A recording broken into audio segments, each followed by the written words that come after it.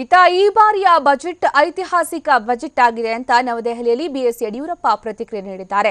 ಇದೇ ಸಮಯದಲ್ಲಿ ಮಾತನಾಡಿದ ಬಿಎಸ್ವೈ, ಎಸ್ಸಿ ಎಸ್ಟಿ ಅಭಿವೃದ್ಧಿಗೆ ಕೇಂದ್ರ ಸರ್ಕಾರ ಹೆಚ್ಚಿನ ಹಣ ನೀಡಿದೆ. ಕೇಂದ್ರದ ಬಜೆಟ್ನಲ್ಲಿ ರೈತರಿಗಾಗಿ 10 ಲಕ್ಷ ಕೋಟಿ ರೂಪಾಯಿ ಮೀಸಲಿಟ್ಟಿದ್ದು, ಬಡವರಿಗೆ 1 ಕೋಟಿ ಮನೆ ನೀಡುವ ಗುರಿಯನ್ನ ಕೇಂದ್ರ ಸರ್ಕಾರ ಹೊಂದಿದೆ ಅಂತ ಬಿಎಸ್ವೈ ಹೇಳಿಕೆ ನೀಡಿದರು. ನಿರೀಕ್ಷೆಯಂತೆಯೇ ಇದು ಬಡವರ, ರೈತಪರ, ಪರಿಶಿಷ್ಟ ಜಾತಿ ಪರಿಶಿಷ್ಟ ವರ್ಗದ ಪರವಾದಂಥ ಒಂದು ಐತಿಹಾಸಿಕ ಬಜೆಟ್ ಅಂತ ಹೇಳಕ್ಕೆ ನಾನು ಇಚ್ಛೆ ಪಡ್ತೇನೆ.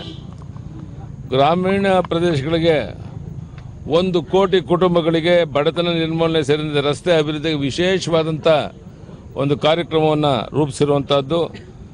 ಗ್ರಾಮೀಣ ಪ್ರದೇಶದಲ್ಲಿ 1 ಕೋಟಿ ಮನೆಗಳನ್ನು ಕಟ್ಟಿಸೋದಕ್ಕೆ ತೀರ್ಮಾನ ತಗೊಂಡಿರುವಂಥದ್ದು.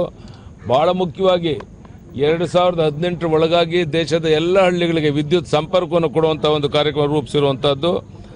50,000 ಪಂಚಾಯಿತಿಗಳಿಗೆ ಅದನ್ನು ಬಡತನ ಮುಕ್ತ ಮಾಡೋದಕ್ಕೆ ವಿನೂತನವಾದ ಕಾರ್ಯಕ್ರಮ ರೂಪಿಸಿರುವಂಥದ್ದು. 28,000 ಗ್ರಾಮಗಳಲ್ಲಿ ಕುಡಿಯುವ ನೀರಿನ ಯೋಜನೆ ಮಾಡೋದಕ್ಕೆ ಕಾರ್ಯಕ್ರಮ ರೂಪಿಸಿರುವಂಥದ್ದು. ರೈತರಿಗೆ 10 ಲಕ್ಷ ಕೋಟಿ ಸಾಲ ನೀಡೋದಕ್ಕೆ ನಿರ್ಧಾರ ಮಾಡಿರುವಂಥದ್ದು. ಫಸಲು ವಿಮಾ ಯೋಜನೆಗೆ ಮೊದಲು ಇದ್ದಂಥ 30% ಕವರೇಜ್ ಇದ್ದನ್ನು 40% ಕವರೇಜ್ ಮಾಡಿ ಅಲ್ಲಿಂದ ಅದರ ಮೂಲಕ ಅಲ್ಲಿ ಉದ್ಯೋಗ ಇತರೆ ಅನುಕೂಲ ಮಾಡಿಕೊಡೋಕ್ಕೆ ಯೋಜನೆ ಮಾಡುವಂಥದ್ದು.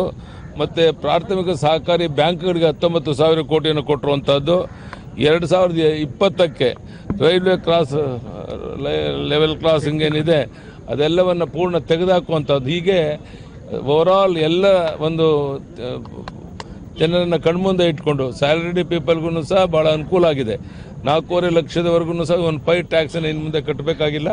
ಮೊದಲು 2.5 ಲಕ್ಷದವರೆಗೂ ಟ್ಯಾಕ್ಸ್ ಕಟ್ಟಬೇಕಾಗಿತ್ತು. ಹೀಗೆ ಎಲ್ಲ ಸಮೂಹಕ್ಕೆ ಅನುಕೂಲವಾಗೋ ರೀತಿಯ ಒಂದು ಐತಿಹಾಸಿಕ ಒಂದು ಬಜೆಟ್ ಇದು.